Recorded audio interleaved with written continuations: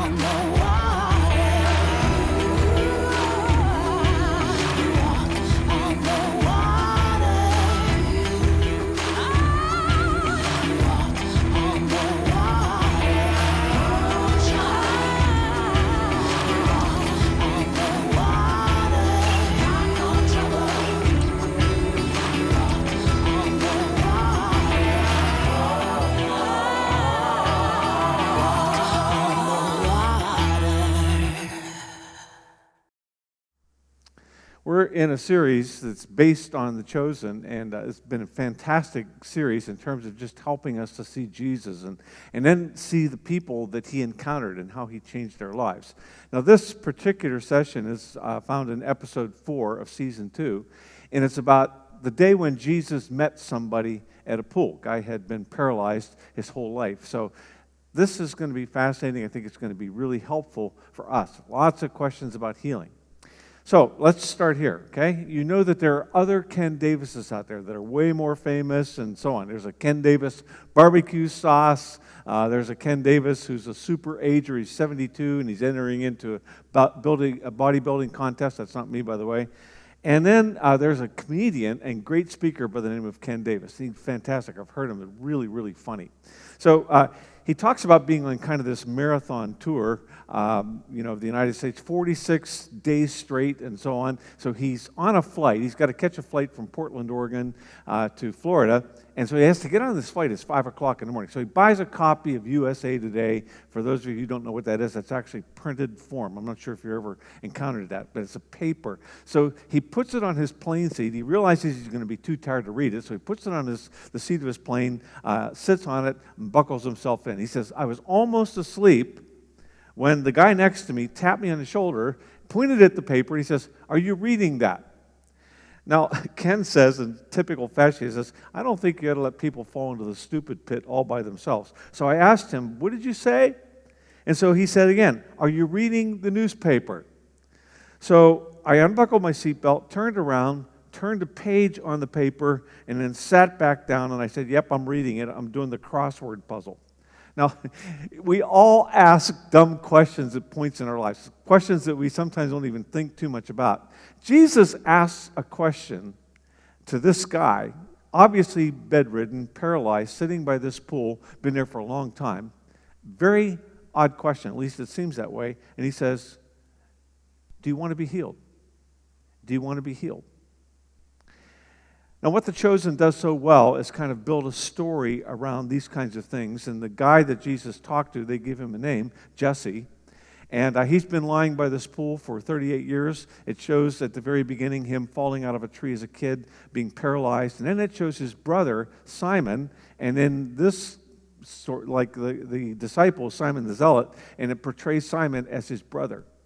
And so Simon, the Zealot, is the one who's helping him all through his childhood, getting his friends involved in his life and so on. But what he sees is his brother's helplessness, and then he sees that same helplessness in the Jewish people that the Romans are kicking around. And he is filled with this rage, and he decides he's going to join a secret order called the Zealots, which basically means that they train you to become a professional assassin. He was a Sicarii, which basically is named after the dagger that they used to cut people's throats. Now, Jesse, the man in this story, his life ends up so that he's been at this pool, and he's been there a long time. In the story, he's been there 25 years, but he's been paralyzed for 38 years of his life. So that's altogether possible. And it says that there's a whole crowd of people there at this pool when they found it. It's still there. You can see pictures of it. And then there's this encounter between the two brothers when Simon actually comes to meet his brother there at the pool. So watch this clip of what happens when these two guys meet. Jesse?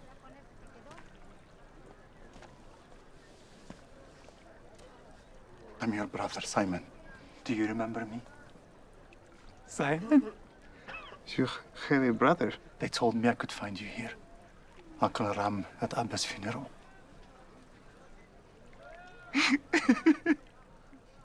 You must be 30 years old. You're not Simon. I'm almost 40. I've been here 25 years. You make the pilgrimage every holiday? Yes. And you knew I was here. Our order forbids coming to the pool at Bethesda. I'm your brother. This place is a pagan cult. Since when do cults bother you? I was embarrassed for you. Do you really believe in this? You try living with 38 years would not like that work. and then tell me you wouldn't try anything and everything? Why wouldn't you at least come by once and carry me into the water? You could have tried. It is not in our God's nature to pit sick people against each other in a twisted game. I won't play it with you. Is it in our God's nature that his children would slit each other's throats? Have you no regard for the commandment that we shall not take another's life? And we both know the scriptures. There's a time to kill and a time to heal. A time to break down and a time to build up. The land must be purged. And what about our family? Are we to be purged too? You left me.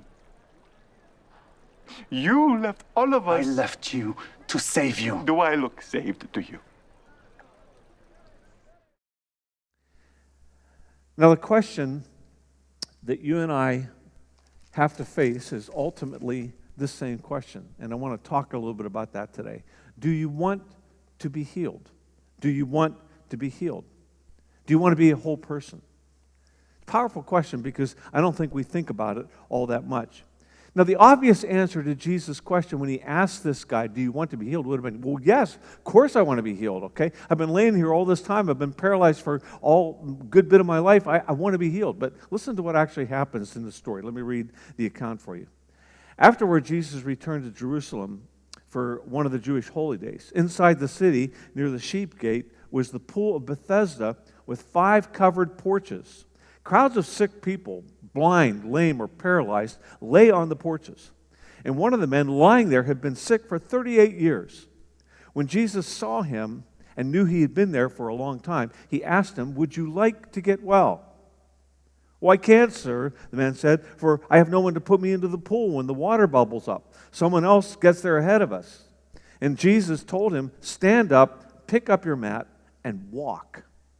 Instantly, the man was healed. He rolled up his sleeping mat and began walking. But this miracle happened on the Sabbath. So the Jewish leaders objected. They said to the man who was cured, "You can't work on the Sabbath. The law doesn't allow you to carry that sleeping mat." But he replied, "The man who healed me told me, 'Pick up your mat and walk.'" "Well, who said such a thing as that?" they demanded. The man didn't know, for Jesus had disappeared into the crowd. But afterward, Jesus found him in the temple and told him, "Now you are well, so stop sinning, or something even worse may happen to you." Then the man went and told the Jewish leaders that it was Jesus who had healed him. Now, the first thing to understand about Jesus when you encounter him in the New Testament is that he almost never asks questions to get information. He asks questions basically to help us to see the things that we can't see. And he asks questions to see, what we sometimes don't want to see. And that's what's going on here. And what we learn in this episode of The Chosen is that the pool of Bethesda had turned into kind of a healing cult. All these people gathered there, and there was the myth, there was the rumor that, when the water bubbled up in the pool, which probably happened naturally because of the spring, the story went that, there was an angel stirring up the pool, and if you could get there first into the pool when it started bubbling up like that you would be healed. Now, we know this isn't true because we know that God doesn't pit people who are sick against each other in kind of a lottery to see who's going to get healed. But that was kind of the myth. So he's saying, I can't get to the pool in time because I'm paralyzed. Now think about what it would be like to be paralyzed in that culture. There's no wheelchairs, there's no, MRIs, there's no care facilities, no advocates to make sure that you have the facilities that you need to make life a little bit easier. Jesse, this guy in this story, is totally dependent. He needs somebody else to bring him there to the pool so he can lie there for the day, and somebody else to take him home. He needs somebody to feed him. He needs somebody to just take care of his clothes. He's totally dependent. And then Jesus comes and asks him, "Do you want to get well?" And his answer reveals why Jesus asked the question. Because he immediately goes into what would appear to be an excuse. And again, we don't know this. He obviously didn't know Jesus, so he didn't know what Jesus could do. What he basically comes and says, "Well, I don't have anybody to help me to get into the pool, and all these other people are getting in ahead of me." Now, please understand, again, I'm not making fun of him. What I'm saying is that he was desperate, and he was focused on the fact that this was the one place where he could get healed. This was the one place if he could just get into the water. When we are in helpless situations, and most of us have been there at some point, the situation that we're in many times becomes our rut. And, we begin to tell ourselves over time, when we're there, that it's kind of normal, that we're never going to get out of it, and we just adjust to life as it is there. Now, Jesus doesn't say a word about his excuse. All Jesus said is, stand up, pick up your mat, and walk. Stand up, pick up your mat, and walk. And instantly the man was healed, and he rolled up his sleeping mat and began walking. Now, we have a lot of questions, especially after 40 or 50 years of televangelists, And so the question many times becomes, well, what does it mean to have enough faith? How can I have enough faith? How can I build my faith so that I can get Jesus to heal me, And we find that there's just all kinds of predictable answers here. And what we realize is that it's not the amount of faith that we have, really. It's about who our faith is in. And in this case, Jesus is the only one who can do this. And when you read about this guy in this story, he doesn't have any of the qualifications that, the evangelists would ask for in our culture, He doesn't have any faith. He's not expecting anything. He doesn't come to Jesus. Jesus comes to him. So, he's basically just expecting somebody to help him to get into the water. There's another thing that we see here, and that is that Jesus picks him out from a whole crowd of sick people. Sometimes people think, well, it's always Jesus' will, always God's will to heal people. Well, he picked one person out of this whole crowd. So obviously he had him in mind. So that's another one of the myths. So the question is, can Jesus heal? Does he still heal? Or did that stop when Jesus died? Well, of course he still heals. I mean, I've seen it. I've experienced healing. My dad's experienced healing. Remember this one little boy, his mom brought him up to be, prayed for. He had a peanut allergy, and he was healed of it. Never had any more problems with it, There was a little girl when we started up the church as a baby who had been diagnosed with meningitis. The doctors could see the places in her brain that were filled with pus. God healed her. We prayed for her. God healed her, and you should see her now. So God is still at work healing, okay? What we would like, though, we would like to have some kind of a foolproof, fail-proof kind of recipe for how do we get God to heal us? How do we make this happen? And there are none. I mean, there are fail-proof recipes for pastry. I've tried them. They're pretty good. There's fail-proof recipes and ways of basically being able to stop leaks in pipes. We've all tried those. But there is no such thing for healing. Now, faith is not about quantity, as I mentioned. It's about the power of the one that we are calling on, and in this case, it's the one who actually made us. It says that Jesus was in the beginning with God, he was God, and he was involved in all creation. And we are going to the very person who made us to ask for healing. And Jesus says, do you want to be healed? Do you want to be healed? He sees the future, though, you see. He knows what's going to happen. He knows how he wants to use all the events in our lives to make a difference. And our problem is that we don't like that.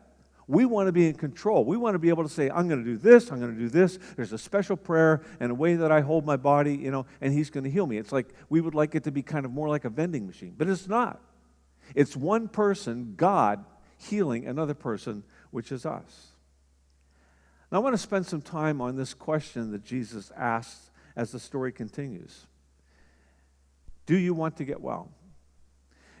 As things go on, afterward it says, Jesus found him in the temple and told him, now you are well, so stop sinning or something even worse may happen to you.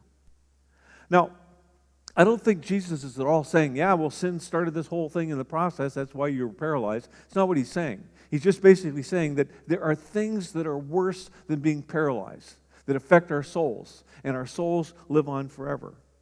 Now, in the storyline from The Chosen, Jesse interprets Jesus saying, sin, it will make you worse off than being paralyzed. So that's how he interprets it. There's another possible interpretation, and that is that, since begging was the only way that he knew how to make a living, it's possible that he went to the temple and he's begging there, pretending to be paralyzed. That's another possibility. And Jesus is saying, you got to stop. You got to do things a new way. You got to stop sinning, or something worse is going to happen. Now, a lot of times, there are horrible things that happen in our lives. They do happen. Unfair things. Things that we can't help. Things that are just totally wrong and evil that happen in our lives.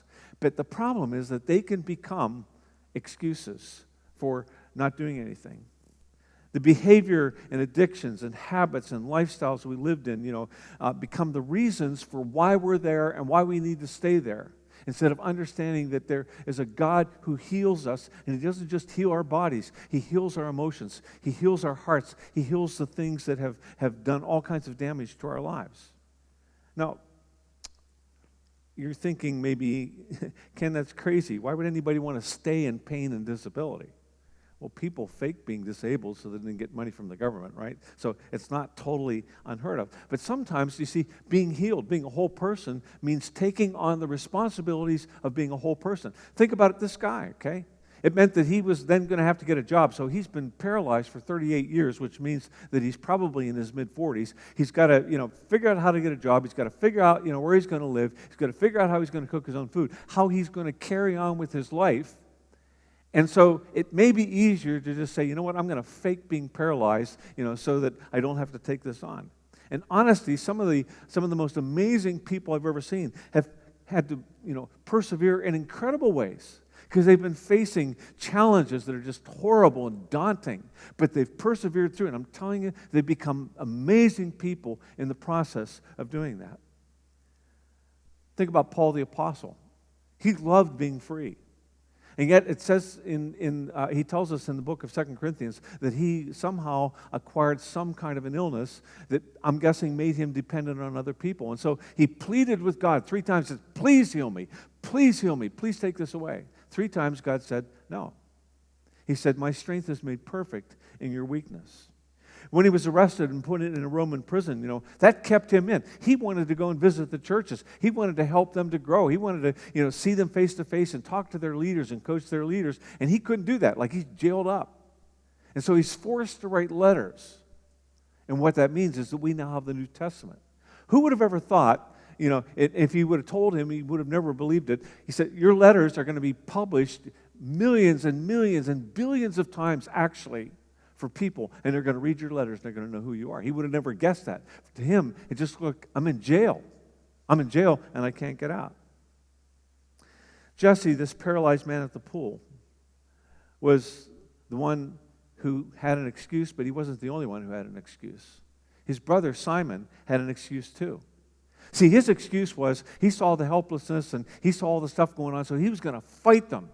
And he was actually going to, keep this up until somehow Jesse got healed one day and he would know that the Messiah was here, until fairness prevailed.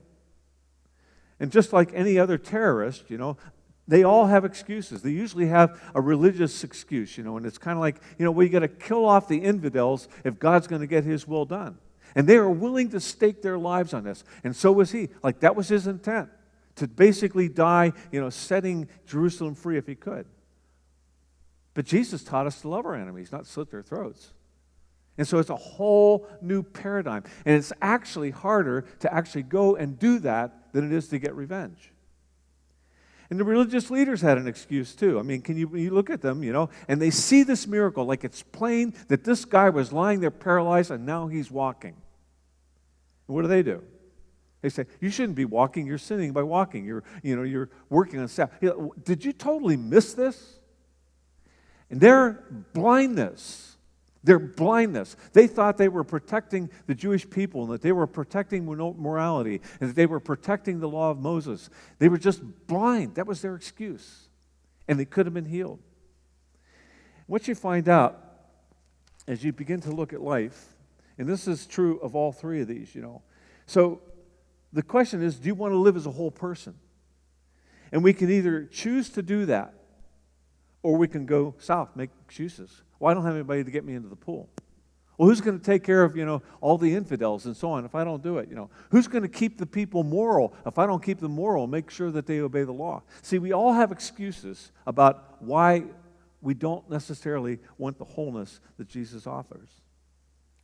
Now, if I could look at you as you're out there, you all look fairly healthy. You look great, I think I'm a fairly healthy person. And so on. But many times there are other things in our lives that are not healthy. And Jesus would ask us, do you want to be whole?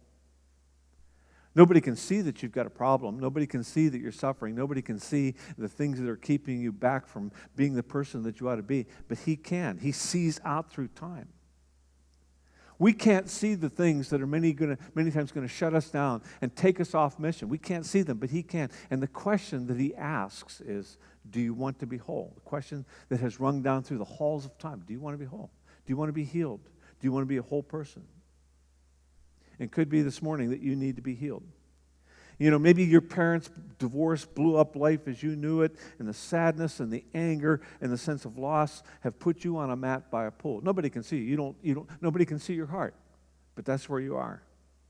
Maybe you were molested, or maybe you were date raped, and it's been a horrible, devastating experience for you. But it's crippled you to the point where you need to be healed to be able to move on. Maybe you were betrayed by a close friend. Maybe you were betrayed by a spouse.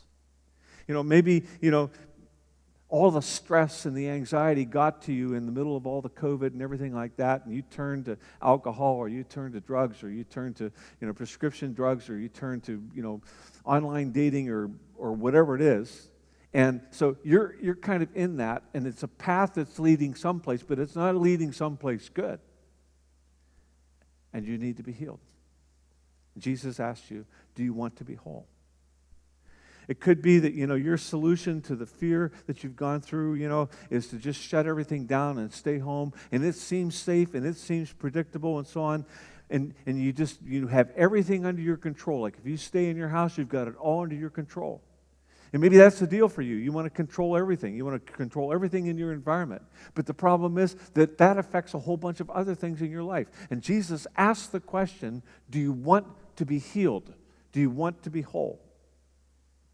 Or it could be that your answer to almost everything is more money. You think that if you just had the money to pay all your bills and you just had more money to put in the bank just in case, and you obsess about money and you think about money and you'd figure out how you can make money. And Jesus would ask, do you really believe that more money is going to make you a whole person and solve the problems in your life? Do you want to be healed? Do you want to be whole? Jesus' tough and seemingly insensitive but maybe critical question for me and for you is, do you really want to be well? Do you want to be well? Because I have power that's beyond your imagination to heal that interior part of your life and to satisfy that part of you. And it's not about losing your pimples, and it's not about, growing hair back. It's not about having, Visa cancel all your October bills or anything. This question is, do you really, really want to be a whole person and become the person that God has called you to be, is calling you to be? Now here's why I'm pushing on that, okay? And being kind of pretty straightforward on that. See, from an early age, we learn something. We learn a skill in our lives. Something happens, like the Christmas tree goes down. Or, all the top all the top icing on the cake that your mom's been making, it just magically disappears.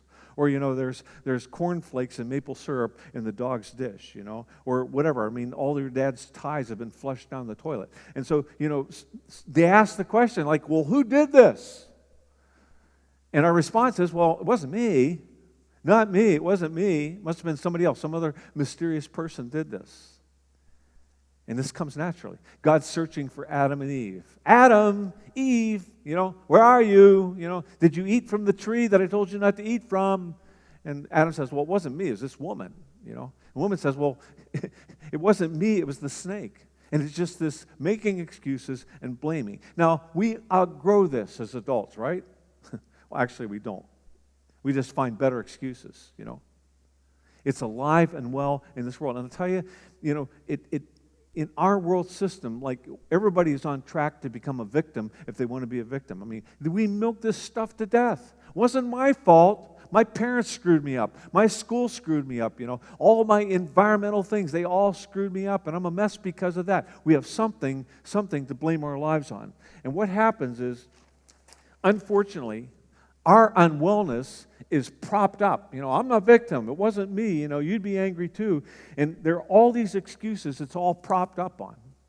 And if we let him, Jesus comes along and he kicks the props out because he knows that nobody wants to end up a victim. Nobody wants to live their lives as a victim. And you don't have to.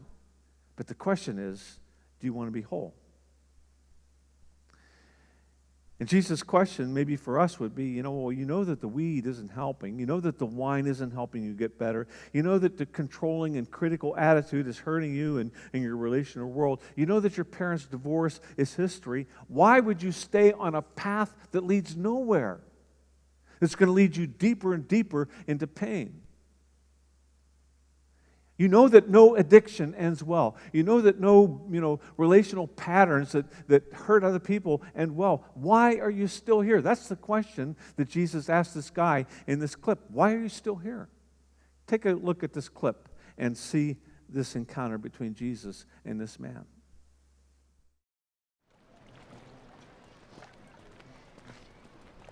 Shalom. Me? Yes. Shalom. I have a question for you. For me. I don't have many answers, but I'm listening. Do you want to be healed? Who are you? We'll get to that later. But my question remains. Will you take me to the water?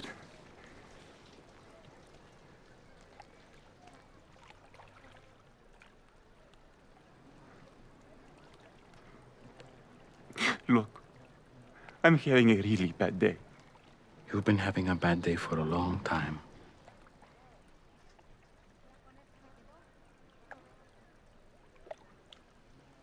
So? Sir, I have no one to help me into the water when it's stirred up. And when I do get close, the others step down in front of me. And so...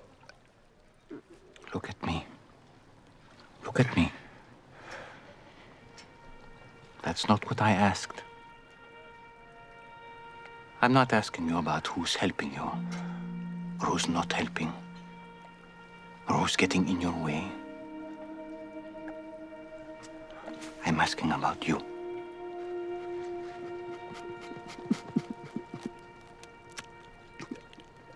I've tried. For a long time, I know.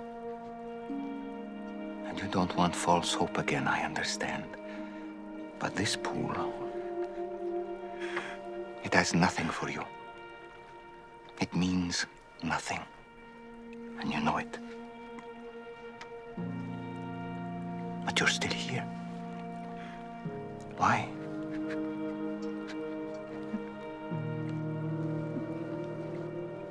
I don't know. You don't need this pool. You only need me.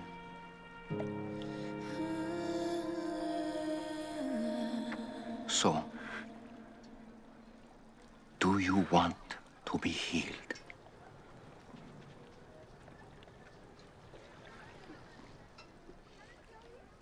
So let's go.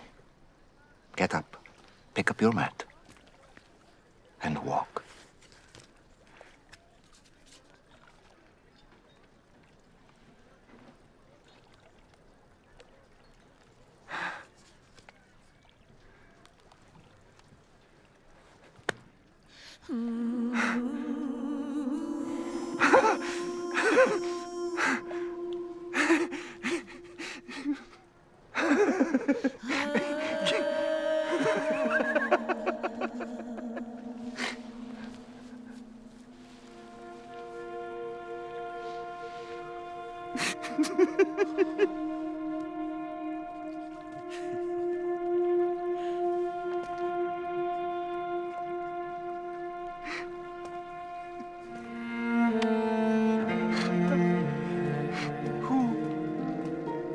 I'm free to walk, like he said. Don't forget your bed.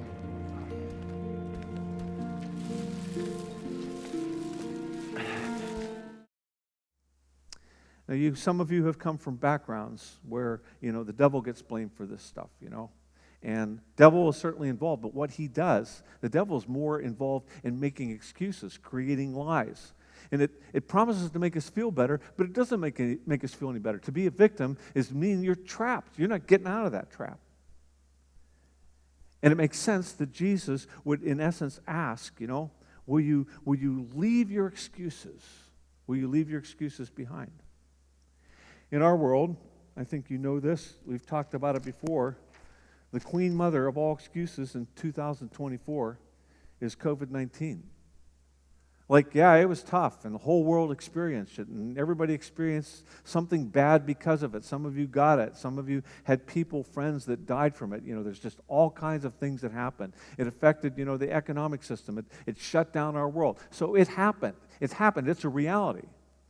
But it's over. I mean, the COVID-19 is still around. People still get sick with it, but the pandemic is over. And yet there are people who are still blaming their lives, blaming all their problems, looking back, well, it's COVID, well, it's COVID, and it becomes the excuse for not doing anything.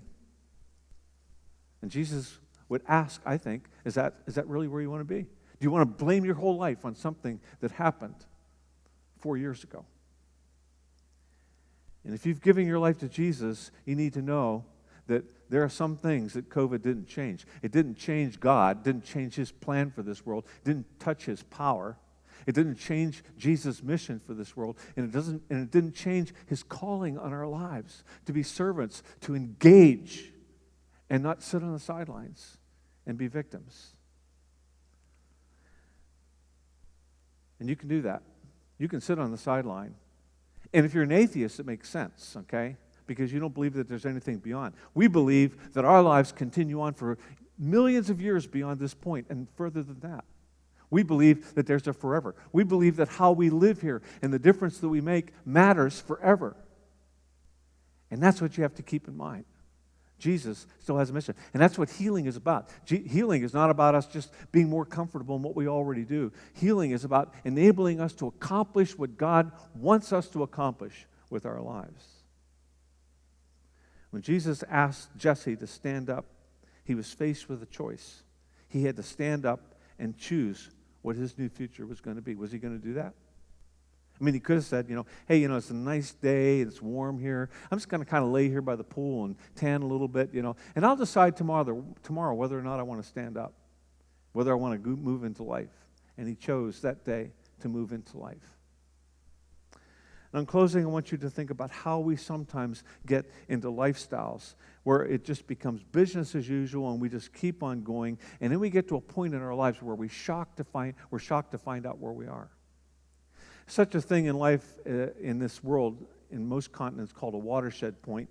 And it'd be like this glass of water. Now, this has a hole in the top, so it doesn't really fit. But if I were to stand here, and pour this glass of water over this thing, the water would go down one side or the other, right? It's not going to stay up at the top there. It's going to go down one side or the other. In our continent, the Rocky Mountains are that watershed point, and it tends to flow, down from the Rockies, either towards, the east or towards the west.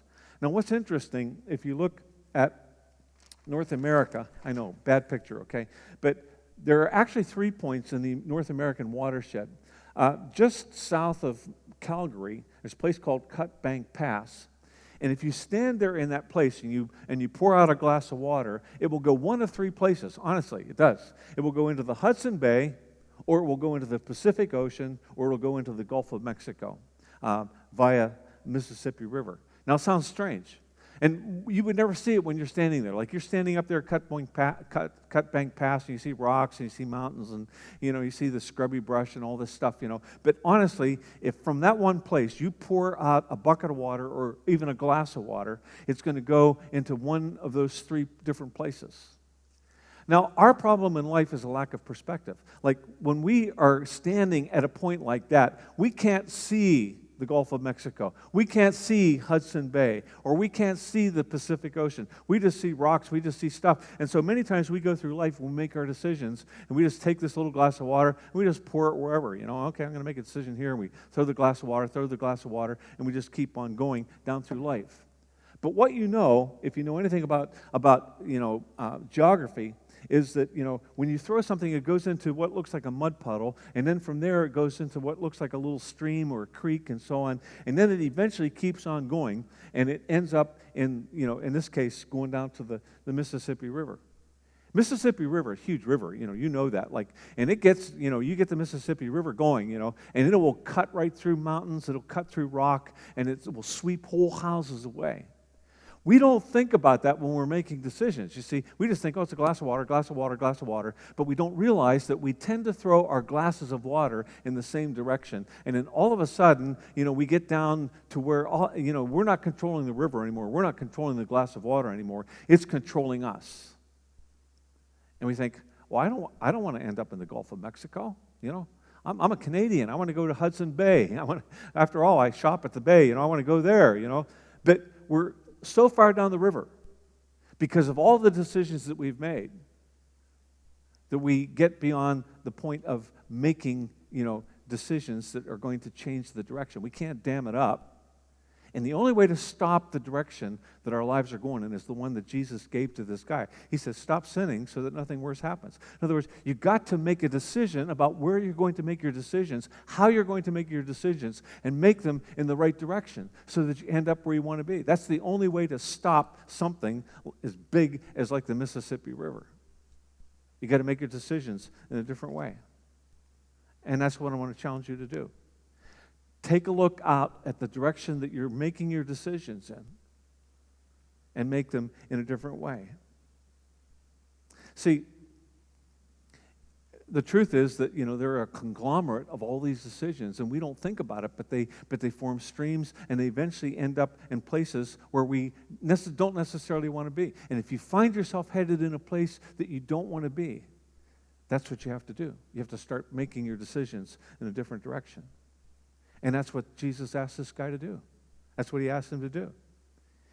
He heals the most obvious disability of this guy, and then he says, but you've got to make decisions in a different way. If you want to become the person that God has called you to be and do what God is calling you to do and what he created you to do, it's going to mean making different kinds of decisions.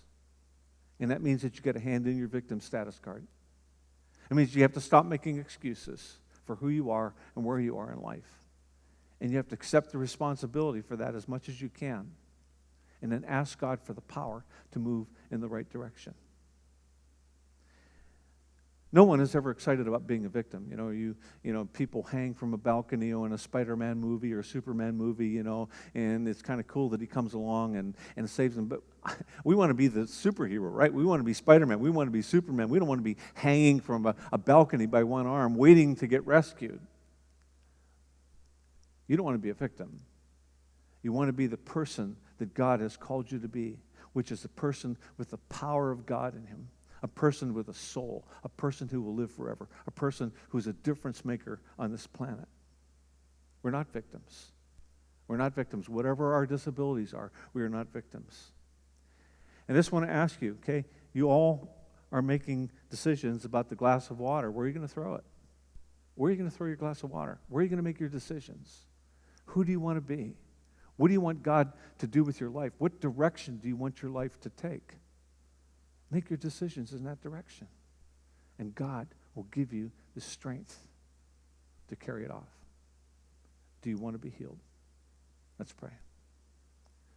God, we want to thank you so much for the power to change, the power that you give us, God, to make better decisions, the power to go in different directions. And I pray for your healing power. Wherever we are feeling lost, wherever we are feeling broken, I pray that you will bring your healing power so that we can accomplish what you have created us to be. Most beautiful thing that we can be is who you created us to be. Help us to go there. Help us to be that person. In Jesus' name, amen. And so may God bring his healing power. Ask him to heal you. Ask him for help. Ask him for the strength to move out from where you are right now to where he's called you to be.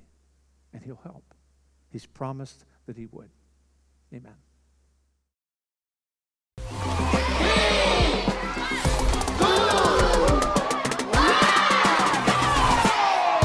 When children open their boxes, you can hear the laughter, the cheer.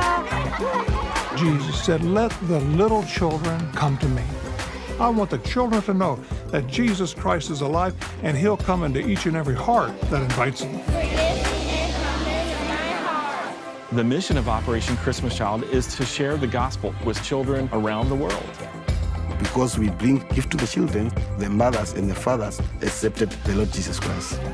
These boxes gives us a chance to show them that there is a light, there is a truth. Millions of children around the world are being impacted by these simple shoebox gifts. So we need to keep packing those boxes and continue to pray for the children around the world as we begin to disciple them. God bless you. Thank you.